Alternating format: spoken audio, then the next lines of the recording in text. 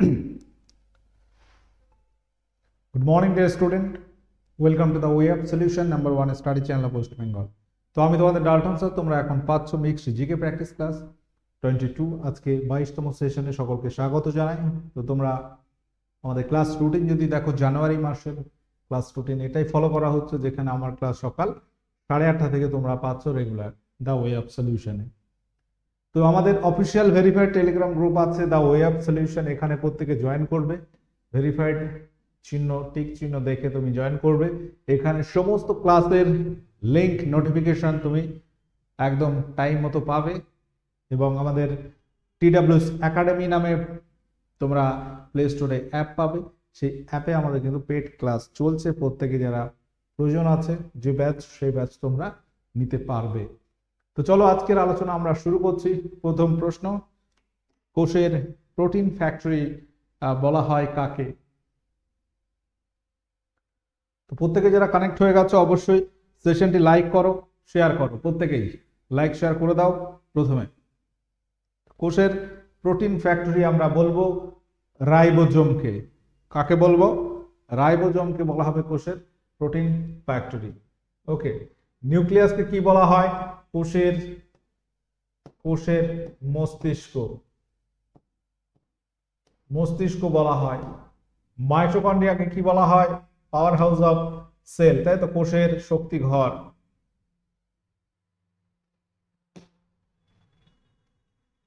কোষের শক্তি ঘর বলা হয়, শক্তি ঘর। আচ্ছা, লাইসোজোমকে কোষের আত্মঘাতী থলি বলা হয়, থলি। এই 4টি বিষয় পরীক্ষায় কিন্তু ঘুরে ঘুরে আসে, মনে রাখতে হবে প্রশ্ন অ্যান্সার গুলো কি হবে। বলো, ম্যাকমিটার যন্ত্র কি পরিমাপ করতে ব্যবহার করা হয়? ম্যাকমিটার যন্ত্রটি কি পরিমাপে ব্যবহার করা হয়? চুম্বকের গতিবেগের ক্ষেত্রে তুলনা করার জন্য, ক্ষুদ্র বস্তু দেখার জন্য গতিমাপক একটা যন্ত্র, শব্দের চেয়ে বেশি গতিবেগ পরিমাপক যন্ত্র। সঠিক উত্তর অপশন ডি হয়ে যাবে, ম্যাকমিটার। আমরা জানি ম্যাক নাম্বার, এবং এখানে বলা হচ্ছে ম্যাকমিটার, শব্দ সংক্রান্ত ব্যাপার। শব্দের চেয়ে বেশি গতিবেগ যদি থাকে কোনো বস্তুর, বা সেক্ষেত্রে আমরা পরিমাপ করতে পারি এই যন্ত্রের সাহায্যে। ওয়ার্ল্ড কনজিউমার রাইটস ডে কবে পালন করা হয়? বিশ্ব ক্রেতা সুরক্ষা দিবস কবে পালিত হয়? বলো।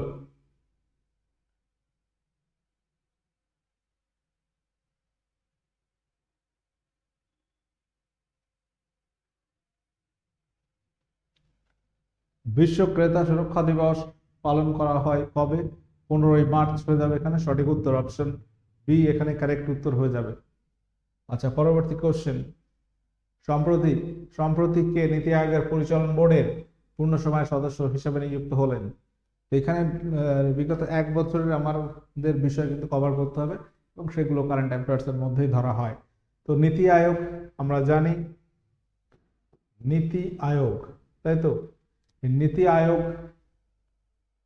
কবে প্রতিষ্ঠিত হয়েছিল?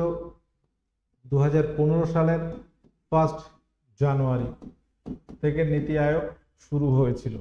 এবং এখানে যিনি প্রেসিডেন্ট হন বা যিনি প্রধান চেয়ারম্যান, তিনি হচ্ছেন প্রধানমন্ত্রী, এবং তার সঙ্গে আরো তোমার সদস্যরা থাকে। কিছু আছে পূর্ণ সময় সদস্য, অরবিন্দ বেরমনি তিনি পূর্ণ সময় সদস্য হিসেবে নিযুক্ত আছেন, ফুল টাইম মেম্বার। পরবর্তী কোশ্চেন হচ্ছে, কোষ তত্ত্বের প্রবক্তা কে? সেল থিওরি কে বলেছেন? বা এখানে বলতে হবে অপশনগুলোর মধ্যে সঠিক উত্তর কি আছে? Robert Brown, Walter Fleming, Robert Hooke, নাকি স্লেডেন ও শোয়ান? তো আমরা জানি কোষ প্রাণী দেহ বা উদ্ভিদ দেহ, জীবদেহের ক্ষুদ্রতম একক বলা হয়, এটাকে কোষ বলা হয়, সেল। তো এই সেল কথাটি প্রথম বলেছিলেন বিজ্ঞানী রবার্ট হুক। সেল আবিষ্কার বিজ্ঞানী রবার্ট হুক 1665 সালে। তার 200 বছর প্রায় পরে কোষতত্ত্ব সম্পর্কে আরো ডিটেলস ধারণা দিচ্ছেন বিজ্ঞানী স্লেডেন ও শোয়ান। তাদের কোষবাদের জনক বলা হয়, বা কোষতত্ত্বের প্রবক্তা বলা হয়। রবার্ট ব্রাউন, তিনি মনে রাখবে কোষের মধ্যে যে নিউক্লিয়াস আছে, সেই নিউক্লিয়াস আবিষ্কার করেছে। নিউক্লিয়াস আবিষ্কার করেন? আবিষ্কার করেছেন। আচ্ছা, পরবর্তী যেটা ওয়াল্টার ফ্লেমিং কোষ বিভাজনের ধারণা দেন। কোষ বিভাজন পর্যবেক্ষণ করেন প্রথম।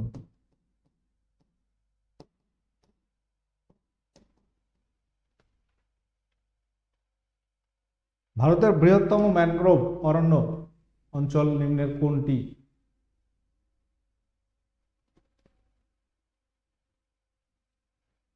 ভারতের বৃহত্তম ম্যানগ্রোভ অরণ্য অঞ্চল নিম্নের কোনটি? উড়িষ্যা উপকূল, অন্ধ্র, সুন্দরবন, মাজুলি দ্বীপ।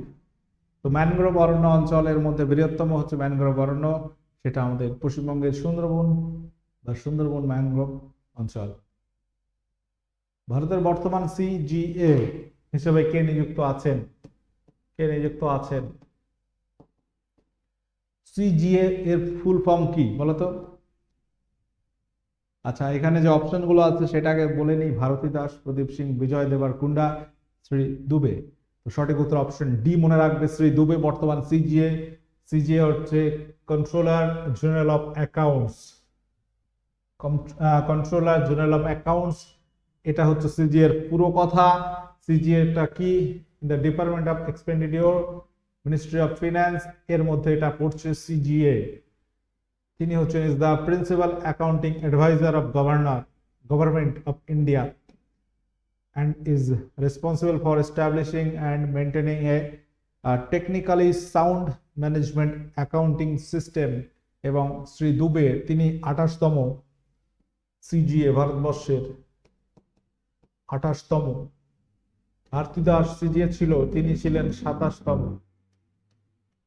ওকে, পরবর্তী কোশ্চেন। আসন্ন 2024 সালে যে অলিম্পিক হবে, প্যারিস অলিম্পিক, তাই তো, এবং প্যারা অলিম্পিক সেখানেই হবে। গেমসের নির্বাচিত যে ম্যাসকটের নামটা কি? এটা কিন্তু খুব ইম্পর্টেন্ট কোশ্চেন আছে তোমাদের পরীক্ষার জন্য।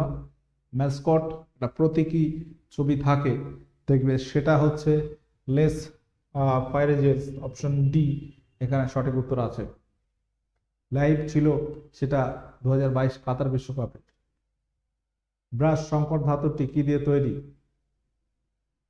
এই কোশ্চেনটা আমি আগেও করিয়েছি। তোমার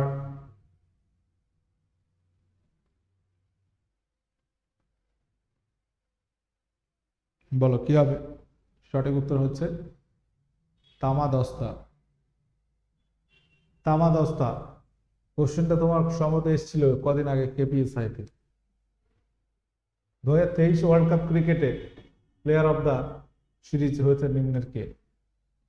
ব্রাশ মানে হচ্ছে কি বলতো?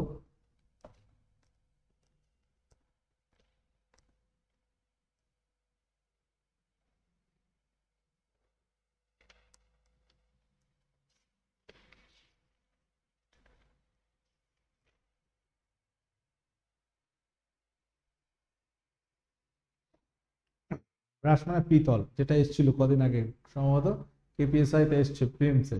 এগুলো কিন্তু করানো কোশ্চেন। আচ্ছা, 2023 সালে world cup cricket player of series হয়েছে বিরাট কোহলি। অপশন এ সঠিক আছে। প্লেয়ার অফ দ্য ম্যাচ হয়েছিলেন ফাইনাল ট্রাভিস হেড। মোহাম্মদ শামি সব থেকে বেশি উইকেট নিয়েছিলেন। কটা উইকেট পরীক্ষা এসেছিল? 24টি উইকেট নিয়েছিলেন। এবং তোমরা কমেন্ট করে জানিয়ে দেবে যে বিরাট কোহলি কত রান করেছিল, কমেন্ট করে জানিয়ে দেবে। নিম্নের কাকে সুপ্রজনন বিদ্যার জনক বলা হয়? ব্যবহার অব্যবহারের সূত্র ল্যামার্কের।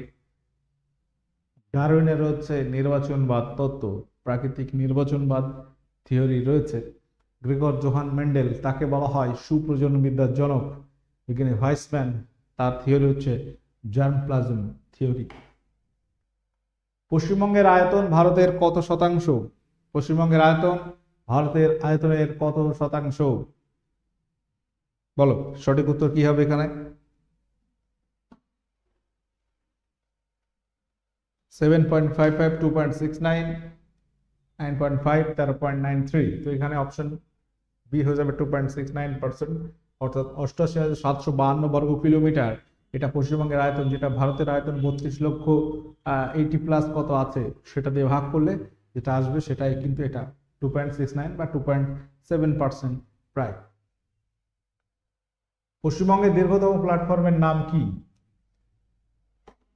পশ্চিমবঙ্গের দীর্ঘতম প্ল্যাটফর্মের নাম কি? হুববালি, হাওড়া, গোরখপুর, খড়গপুর।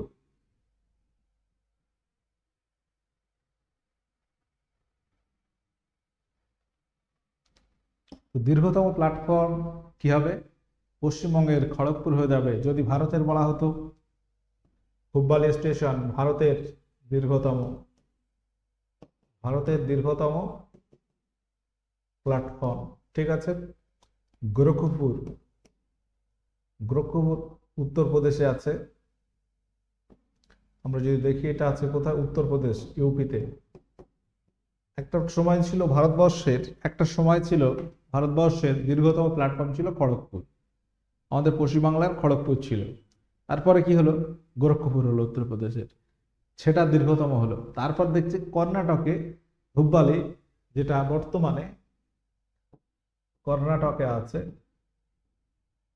কর্ণাটকের হুববালি স্টেশন, যেটা বর্তমানে আমরা দেখব যে ভারতের দীর্ঘতম প্ল্যাটফর্ম। সব থেকে বড় কোষের নাম কি? সব থেকে বড় কোষের নাম কি? স্নায়ুকোষ, উটপাকের ডিম, পেশিকোষ, টিকটিকির ডিম। তো বিভিন্ন প্রাণীর ডিম কিন্তু একটাই কোষ, একটা মাত্র কোষ। মুরগির ডিম হোক, হাঁসের ডিম হোক, উটপাখির ডিম হোক বা টিকটিকির ডিম হোক। তো এখানে মনে রাখবে যে সব থেকে বড় কোষের নাম হচ্ছে উটপাখির ডিম। গোয়ার বর্তমান মুখ্যমন্ত্রী পদে কে নিযুক্ত আছেন? গোয়া ভারতবর্ষের ক্ষুদ্রতম রাজ্য। গোয়া এই যে রাজ্যটা, যদি আমরা দেখি এটা কোথায় আছে, কোন দিকে পড়বে? দক্ষিণ পশ্চিম ভারতে, বা তোমার পশ্চিম ভারতে বলতে পারি, মহারাষ্ট্রের কাছে গোয়া। গোয়া এই রাজ্যের রাজধানী কি? গোয়া রাজধানী হচ্ছে পানাজি। গোয়া যে উপকূল, গোয়ার যে সমুদ্র উপকূল, সেটার নাম হচ্ছে কঙ্কন উপকূল। কি উপকূল? কঙ্কন উপকূল। তো গোয়া এর বর্তমান মুখ্যমন্ত্রী আছেন প্রমোদ সাওয়ান্ত। অপশন ডি এখানে সঠিক উত্তর হয়ে যাবে। প্রমোদ সাওয়ান্ত হচ্ছে বর্তমান মুখ্যমন্ত্রী। বাঁকুড়া জেলা কোন প্রশাসনিক বিভাগের অন্তর্ভুক্ত? বাঁকুড়া, পশ্চিমবঙ্গের যে 23টি জেলা আছে আমরা জানি, এই 23টি জেলা বিভিন্ন বিভাগের অন্তর্ভুক্ত আছে, এবং তার মধ্যে বলতে হবে যে হচ্ছে বাঁকুড়া জেলা কোথায় আছে। 4টি বিভাগ, তার মধ্যে এখানে আছে 4টি, টোটাল 5টি প্রেসিডেন্সি। মালদা বিভাগ, জলপাইগুড়ি বিভাগ, বর্ধমান বিভাগ, মেদিনীপুর বিভাগ। বাঁকুড়া আছে মেদিনীপুর বিভাগের মধ্যে। ব্ল্যাক রেভলিউশন নিম্নের কোন বিষয়ের সঙ্গে যুক্ত? ব্ল্যাক রেভলিউশন নিম্নের কোন বিষয়ের সঙ্গে যুক্ত? কয়লা, খনিজ তেল, খাদ্যশস্য, তাপবিদ্যুৎ।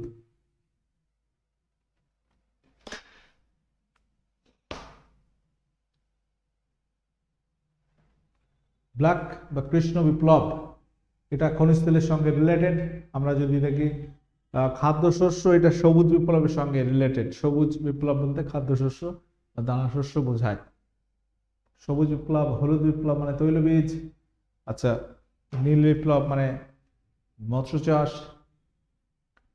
লাল বিপ্লব মানে মাংস, টমেটো, গোলাপি মানে পেঁয়াজ, চিংড়ি। এগুলো তো প্রত্যেকে জানো। আচ্ছা, এয়ার ইন্ডিয়া সিইও পদে কে নিযুক্ত আছেন? সিইও পদে কে নিযুক্ত আছেন? Piyush Goyal, Campbell Wilson, Ajit Kumar Doval, Girishchandra Murmu. Air ইন্ডিয়ার সিইও পদে কে নিযুক্ত আছেন?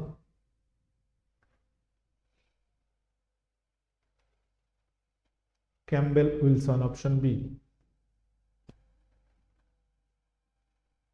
অগ্নিবীণা বইটির লেখক কে?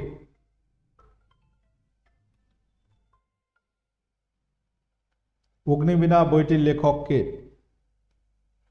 রবীন্দ্রনাথ ঠাকুর, নজরুল ইসলাম, সুনীল গঙ্গোপাধ্যায়, সমরেশ বসু। অগ্নিবীণা, বিশ্ববাসী এগুলো লিখেছেন Kazi Nazrul Islam. Cannes film festival অনুষ্ঠিত হয় নিম্নের কোন দেশে? কান ফিল্ম ফেস্টিভ্যাল এটি কোন দেশে অনুষ্ঠিত হয়? ইংল্যান্ড, ফ্রান্স, আমেরিকা নাকি জার্মানি? বলো, প্রত্যেকে অ্যান্সার করো। কানস ফিল্ম ফেস্টিভ্যাল যেটা হয় সেটা হচ্ছে ফ্রান্সে, অপশন বি, ফ্রান্সে অনুষ্ঠিত হয়। এটা একটা কিসের সিনেমা জগতের আর কি ফেস্টিভ্যাল বলতে পারো। আমেরিকাতে অস্কার অ্যাওয়ার্ড আছে, আমেরিকা থেকে দেওয়া হয়, ঠিক আছে। আচ্ছা, আমাদের প্রত্যেক স্টুডেন্টদের বলে রাখি, আমাদের নতুন একটা ফাউন্ডেশন ব্যাচ লঞ্চ হয়েছে, অলরেডি ক্লাস শুরু হচ্ছে 15ই ফেব্রুয়ারি থেকে। পাশাপাশি এই যে ব্যাচগুলো কিন্তু পাচ্ছ আমাদের TWS একাডেমি অ্যাপে। প্লে স্টোরে গিয়ে তুমি TWS একাডেমি সার্চ করবে, দিয়ে দেখতে পাবে এরকম একটা অ্যাপ চলে এসছে, সেটা ডাউনলোড করবে এবং সেখানে গেলে তুমি পেড কোর্স ক্লিক করলে পেড কোর্স থেকে তোমার যে ইচ্ছা মতো ব্যাচ বা তুমি যে পরীক্ষা দিতে চাও সেই অনুযায়ী ব্যাচ তুমি নিতে পারো। এবং আমাদের যে ব্যাচ কথা বলছি 2024 সালে নতুন একটা ফাউন্ডেশন ব্যাচ 2.0, যেটা WBP ফাউন্ডেশন ব্যাচ। এবং WBP ফাউন্ডেশন ব্যাচ মানে এই রিলেটেড যে বিষয়গুলো আছে, জিকে, ম্যাথমেটিক্স, রিজনিং, ইংরাজি সবগুলো কভার হবে প্রিলিমেন একই সঙ্গে। অনেকে ভর্তি হয়ে গেছে অলরেডি, তোমরা দ্রুত ভর্তি হয়ে যাও, কারণ আমরা চাইবো এটাই যে শুরু থেকেই পড়তে থাকো। একটু সময় নেওয়া হয়েছে কারণ অ্যাডমিশন এখন চলছে, ক্লাস যখন শুরু হবে প্রচুর ক্লাস হবে। একদিন ক্লাস তোমার যদি মিস্টেক হয়, মানে মিস্টেক হয় বলতে তুমি দেখতে পেলে না সময়, অনেকটা ক্লাস জমে যাবে। ওই জন্য আমি বলবো যে একদম প্রথম থেকে শুরু করো। তুমি যদি ব্যাচ শুরু হওয়ার 10 দিন পরে জয়েন করো, তাহলে এই প্রথম 10 দিনের ক্লাসগুলো তোমাকে দেখতে অনেক কিন্তু কষ্ট হয়ে যাবে এবং সেগুলো তো মনে রাখতে হবে। ওই জন্য আমরা চাইবো যে প্রত্যেকে যারা নিতে ইচ্ছুক, যারা নিতে চাইছো, অবশ্যই 15ই ফেব্রুয়ারির মধ্যে তুমি নিয়ে নাও, কারণ 15 তারিখ থেকে ফেব্রুয়ারি মাসের ক্লাসটা শুরু হচ্ছে। এবং এখানে টোটাল বিষয় ভিত্তিক তুমি মক টেস্ট পাবে সমস্ত বিষয়। ধরো সায়েন্সের ফিজিক্স, কেমিস্ট্রি, বায়োলজি 3টে বিষয় আছে, ইতিহাস, ভূগোল, পলিটি, ইকোনমি, টোটাল একদম চ্যাপ্টার ভিত্তিক ক্লাস হবে। লাইভ রেকর্ড, তুমি একটা ক্লাস মিস হতেই পারে, কোনো কারণবশত রেকর্ড দেখে নিতে পারবে পরে। এই বিষয়গুলো কিন্তু আছে, তোমরা এটা কিন্তু অবশ্যই নেবে। যারা নতুন ক্যান্ডিডেট আছো প্রত্যেকে অন্তত এই ব্যাচটা নাও, তুমি যে পরীক্ষায় দাও, কারণ এখানে টোটাল সমস্ত বিষয়টা একদম ধরে ধরে করানো হবে, অধ্যায় ভিত্তিক করানো হবে, যেটা তোমাদের লাগবে অ্যাকচুয়ালি। একটা পরীক্ষা তুমি দিতে যাবে এবং সেটা তুমি তো তোমার মুখ দেখে তো পাস করিয়ে দেবে না কেউ, তোমাকে সঠিক উত্তর করে আসতে হবে, তবেই তোমার সিলেকশনটা আসবে। তো সেই সিলেকশনটা আসতে গেলে তার পিছনে তোমার কি ব্যাকগ্রাউন্ডে তোমার যে মেহনত আছে, পরিশ্রমটা তো দেখাতে হবে, হয়তো তোমাকে কেন নেবে, তাই না? দাক্ষিণাত্যের রানী বলা হয় নিম্নের কোনটিকে? এই ধরনের কোশ্চেন পরীক্ষায় থাকে, কনফিউশন হবে। পুনে নাকি কোচি? বলো, অপশন যে 4টি আছে, কোয়েম্বাটুর, পুনে, কোচি, সুরাট। তাহলে এখানে সঠিক উত্তর আমরা বলবো পুনে, মহারাষ্ট্রের পুনে। কোয়েম্বাটুর এটাকে বলা হয় দক্ষিণ ভারতের ম্যানচেস্টার, দক্ষিণ ভারতের ম্যানচেস্টার, ম্যানচেস্টার। কোচি এটাকে বলা হচ্ছে আরব সাগরের রানী, আরব সাগরের রানী বলা হয়। সুরাটকে বলা হয়, সুরাট গুজরাটে, মক্কাদ্দার, মক্কাদ্দার বলা হয়। সুরাট শহরটা কোথায়? গুজরাটে। এটা পরীক্ষা একবার এসেছিল, গুজরাট বা গুজরাটের বেশ কিছু বন্দর রয়েছে, কান্দালা পোর্ট রয়েছে, এটা পরীক্ষা আসে। তো সুরাট শহর কোন নদীর তীরে? তাপ্তি নদীর তীরে এরকম প্রশ্ন আসে। কোচি আরব সাগরের তীরে, আরব সাগরের রানী বলা হয়। পুনে মহারাষ্ট্রের পুনে, মুলা ও মুথা নদীর তীরে অবস্থিত। ঠিক আছে। কোয়েম্বাটুর এটা কোন নদীর তীরে বলতে পারবে? নইল নামক নদীর তীরে অবস্থিত, নইল নদীর তীরে অবস্থিত। তাহলে এই যে কোশ্চেনগুলো একই সঙ্গে করিয়ে দিলাম, এগুলো তোমাদের কিন্তু কাজে লাগবে। একটা জায়গা থেকে অনেক কোশ্চেন হয়, রিলেটেড বিষয়গুলো একসঙ্গে যদি পড়তে পারো সেগুলো আরো ভালো। পরবর্তী কোশ্চেন হচ্ছে এটা, সরল দোলগতি সম্পন্ন কণার মধ্যবিন্দুতে গতিশক্তি সর্বোচ্চ হয়, স্থিতিশক্তি ত্বরণ মোট শক্তি সর্বোচ্চ থাকে। তাহলে এখানে সঠিক উত্তর কি হবে? সরল দোলগতি সম্পন্ন কণার মধ্যবিন্দুতে কি হবে বলো? সরল দোলগতি সম্পন্ন কণার মধ্যবিন্দুতে গতিশক্তি সর্বোচ্চ হবে। দেখো সরল দোলগতি বলতে কি বোঝাচ্ছে? তুমি একটা পেন্ডুলামের গতির কথা বলো। পেন্ডুলাম, ধরো এই একটা পেন্ডুলাম, এটা এইভাবে দুলবে, এইভাবে দুলবে, তাই তো? এইভাবে দুলবে, এইভাবে, এইভাবে, তাই তো?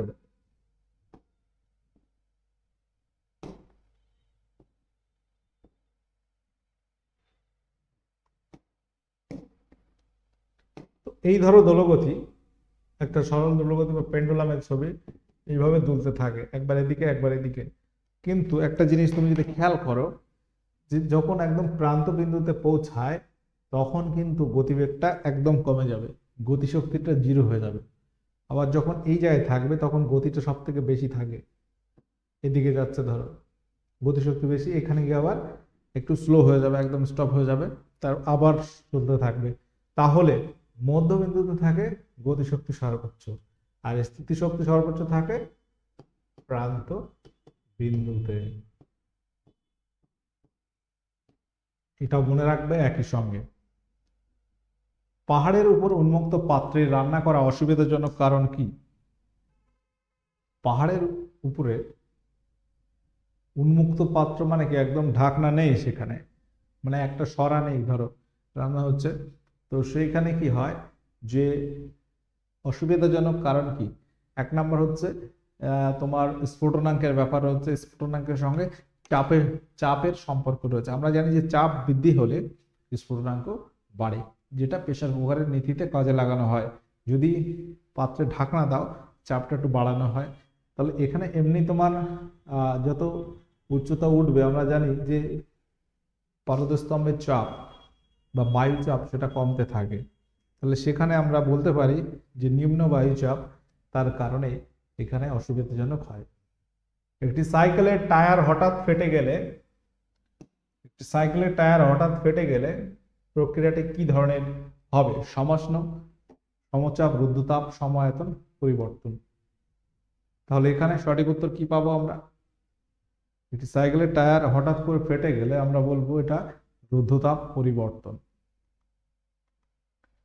কোন ঝড়, আচ্ছা এটা কতদিনের হোমওয়ার্ক ছিল তোমাদের, কোন ঝড় উত্তর পশ্চিম দিকে প্রবাহিত হয় বলে এর নাম নর ওয়েস্টার? তো এই ঝড় উত্তর পশ্চিম দিকে প্রবাহিত হয় বলে নর ওয়েস্টার বলা হয় কাল বৈশাখীকে। কাল বৈশাখী নর্মালি বৈশাখ মাস মানে এপ্রিল মে মাসে হয়, আমাদের ওয়েস্ট বেঙ্গলে হয়। এটা আসামে কি নাম জানো? আসামে আমাদের কাল বৈশাখী বলে, ওয়েস্ট বেঙ্গলে, ঠিক আছে? আসামে এর নাম কি জানো? আসামে এর নাম হচ্ছে বরদই ছিলা।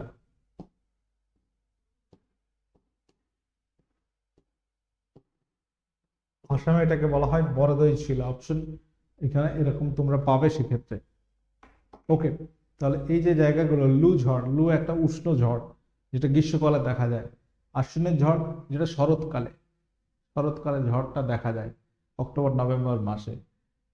পশ্চিমী ঝঞ্ঝা যেটা ডিসেম্বরে মেনলি দেখা যায়, এটা আমাদের উত্তর পশ্চিম ভারতে পাঞ্জাব, রাজস্থান, হরিয়ানা এই সমস্ত জায়গায় শীতকালে পশ্চিমী ঝঞ্ঝার কারণে বৃষ্টিপাত হয়। ওকে, তাহলে এই জায়গাগুলো কিন্তু খেয়াল রাখতে হবে ভারতবর্ষের। এবং কালবৈশাখী ঝড় বৈশাখ মাসে, এপ্রিল মে মাসে, এবং এটা বঙ্গোপসাগরে হঠাৎ নিম্নচাপের ফলে সৃষ্টি হয় এবং তার ফলে বৃষ্টিপাত হয়। ওকে, চলো গরমকালে ফ্যানের হাওয়া আরামপ্রদ কারণ কি? এটা তোমরা হোমওয়ার্ক করবে, ঠিক আছে? তো আমাদের এই যে ক্লাস আমি করাচ্ছি, একটা ক্লাস হয়তো তোমরা পাচ্ছ সকাল 8:30 থেকে 9টা। এখানে কিন্তু অনেক কোশ্চেন যেগুলো আমি করাই দেখতে পাবে পরীক্ষায় হুবহু কমন আছে। তুমি লাস্ট যে এক্সামগুলো খেয়াল করো আর আমার ক্লাসগুলো খেয়াল করো, কতগুলো কোশ্চেন কমন আসছে তুমি চিন্তা করতে পারবে না। এবং এটা তো শুধু আধ ঘন্টা, যেখানে ফাউন্ডেশন ক্লাস সেখানে আমার প্রচুর ঘন্টা ক্লাস থাকে, শুধু আমার, অন্যান্য স্যারের তো আছে, আলামিন স্যার রয়েছে, আরও অনেক স্যার রয়েছে। জিকে পার্টে আমরা 3-4জন পড়াচ্ছি, ম্যাথমেটিক্স রিজনিং 2-3জন রয়েছে, ইংরেজি একজন আছে। তো প্রত্যেকে মাথায় রাখবে যে পরীক্ষা দিতে গেলে সিরিয়াসলি দাও, ঠিক আছে? তো যা তা করে পরীক্ষা দেওয়ার দিন আর নেই, যে পরীক্ষা দিলে হঠাৎ হয়ে যাবে এরকম ভাবাটাও এখন অন্যায়। তোমার যদি কম্পিটিশন দেখো প্রচুর কিন্তু হয়, এবং সেই জায়গায় তুমি যদি ভালো করে না প্রস্তুতি নাও, তুমি কম্পিটিশনে দাঁড়াতে পারবে না, যতই তুমি বলো। তাহলে তোমার উচিত কি হবে, পড়াশোনাটা কিভাবে শুরু করবে? তুমি আমাদের এখানে পড়লে না পড়লে সেটা বড় কথা না, বাট সিস্টেমটা কি একটু জেনে রাখো। সিস্টেমটা হচ্ছে তোমাকে সাবজেক্ট ধরে ধরে পড়তে হবে। ইতিহাসটা পড়তে হবে, পুরো ইতিহাসের যে ইতিহাস সাবজেক্ট, সেখানে তোমার চ্যাপ্টার ধরে ধরে পড়তে হবে। ইতিহাসে আবার 3টে ভাগ, প্রাচীন যুগ, আধুনিক যুগ, মধ্যযুগ। তো 3টে ভাগ আলাদা আলাদা করে পড়তে হবে, সেখানে যে যে চ্যাপ্টারগুলো আছে সেগুলো পড়তে হবে। পাশাপাশি একই রকমভাবে ভূগোল পড়তে হবে, ভূগোলের প্রত্যেকটা চ্যাপ্টার পড়তে হবে। একটা বেসিক কনসেপ্ট তোমার রাখতে হবে। তারপর তুমি প্র্যাকটিস করবে বিভিন্ন পরীক্ষার পিওয়াইকিউ কোশ্চেন, কেমন কোশ্চেন এসছে সেই অনুযায়ী তোমার আবার দেখবে ওই চ্যাপ্টারগুলো আবার একবার পড়তে হবে। তাহলে এইভাবে কি হবে, জিকে পার্ট তুমি কভার করতে পারবে। ম্যাথমেটিক্স কি করে হবে? ম্যাথমেটিক্সে ধরো 25টা চ্যাপ্টার রয়েছে, প্রত্যেকটা চ্যাপ্টার একটা চ্যাপ্টার এক একটা টাইপ থাকে। ধরো নাম্বার সিস্টেম, সেখানে বেশ কিছু তোমার জায়গা আছে, কিছু ট্রিক্স রয়েছে, কিছু টাইপ রয়েছে। তো প্রত্যেকটা টাইপ একটা করে করতে হবে, প্র্যাকটিস করতে হবে। আমাদের স্যাররা ওইভাবে কিন্তু পড়িয়েছে, এখন ওইভাবে পড়াবে। তো সেটা মাথায় রাখো, তাহলে প্রস্তুতিটা তোমার স্মুথ হবে, তুমি জটিলতায় পড়বে না, ঠিক আছে? ওই জিনিসটা মাথায় রাখার বিষয় আছে। তাহলে প্রত্যেকটা সাবজেক্ট তোমাকে ভালো করে পড়তে হবে, একটা বেসিক কনসেপ্ট তোমাকে আগে অর্জন করতে হবে। তারপর তোমার পিওয়াইকিউ করতে হবে, যে পরীক্ষা দিতে চাইছো ওই পরীক্ষায় কি ধরনের কোশ্চেন এসছে সেই অনুযায়ী দেখতে হবে যে আমি কতটা পড়েছি আর কতটা পড়তে হবে। বিভিন্ন মক টেস্ট অ্যাটেন্ড করতে হবে। ধরো ওখানে 100 নম্বরের পরীক্ষা, তুমি প্রথমবার পরীক্ষা দিয়ে 50 পেয়েছো, তাহলে বুঝতে হবে আমার এখনো আর একটু পড়তে হবে, কোন কোন জায়গায় কোন কোন চ্যাপ্টার থেকে তোমার এখনো অসুবিধা আছে সেইগুলোকে আগে ফাইন্ড আউট বা খুঁজে বার করতে হবে, দেন সেগুলোকে আবার পড়তে হবে, সলভ করতে হবে বিভিন্ন প্রবলেম। তাহলে দেখবে তোমার দিনের পর দিন ইমপ্রুভমেন্ট হচ্ছে, ঠিক আছে? এই হচ্ছে ব্যাপার। তাহলে আমাদের the way of solution TWS academy YouTube চ্যানেলের ক্লাসগুলো হচ্ছে, যারা নতুন আছো সাবস্ক্রাইব করবে, এবং TWS একাডেমি অ্যাপ প্লে স্টোরে পাবে, এটা ডাউনলোড করো, এবং এখানে আমাদের পেড কোর্স আছে, তাহলে তুমি নিতে পারো, ঠিক আছে? ওকে, চলো, টাটা, বাই।